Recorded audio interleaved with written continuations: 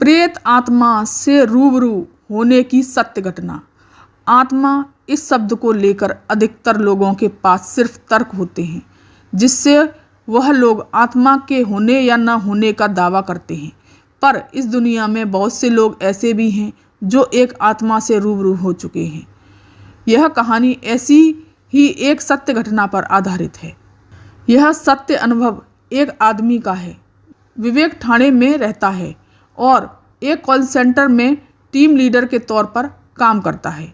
यह घटना सन 2017 में उसके अपने गांव उत्तर प्रदेश गए हुए लगभग 2.5 साल हो गए थे। इसलिए वह 2017 को दिवाली में छुट्टी लेकर अपने गांव गया था, जहां बिजली के खंभे तो हैं मगर गांव में बिजली नहीं रहती। उसे बचपन से ही छत पर मच्छरदानी लगाकर सोने की आदत है, जो बड़े होने के बाद भी नहीं छूटी। उस रात भी वह छत पर अकेले ही सोया था। रात को उसकी नींद किसी अजीब सी आवाज़ से खुली, जो उसे घर से थोड़ी दूर घनी झोंपड़ी वाली बस्ती से आती हुई महसूस हुई।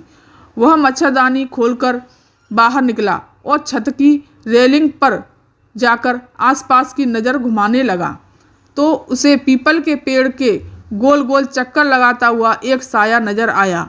उसने सोचा कि होगा कोई परेशान आदमी जो रात में घर के बाहर टहल रहा है। हमेशा की तरह बिजली नहीं थी, इसलिए चांद से आने वाली टिमटिमाती रोशनी में विवेक को दूर से कुछ ठीक से दिखाई नहीं दे पा रहा था। उसने तो सिर्फ दिखने वाली आकृति के सहारे अंदाजा लगाया था, अपने मन में उठने वाले डर को खामोश करके। विवेक फिर अपनी मच्छरदानी में जाकर सो गया, पर कुछ ही मिनटों में उसकी नींद फिर से उसी अजीब आवाज़ से खुली। पर इस बार वह आवाज़ दूर से नहीं, कहीं नज़दीक से आ रही थी।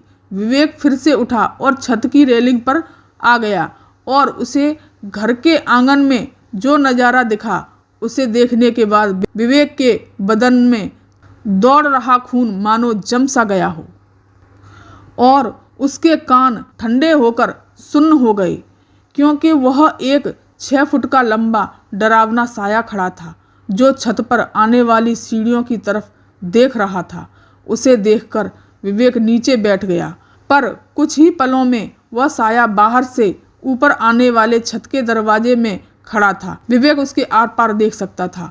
वह साया धीरे धीरे विवेक की तरफ बढ़ रहा था। विवेक ने जरा सा भी समय न गवाते हुए हनुमान जी का जाप करना शुरू कर दिया। हनुमान जी का नाम लेते ही वह साया कुछ ही पलों में हवा में अंतर्ध्यान हो गया। वह क्या था, किस प्रकार के इरादे से आया था, कुछ भी पता नहीं चल पा रहा था।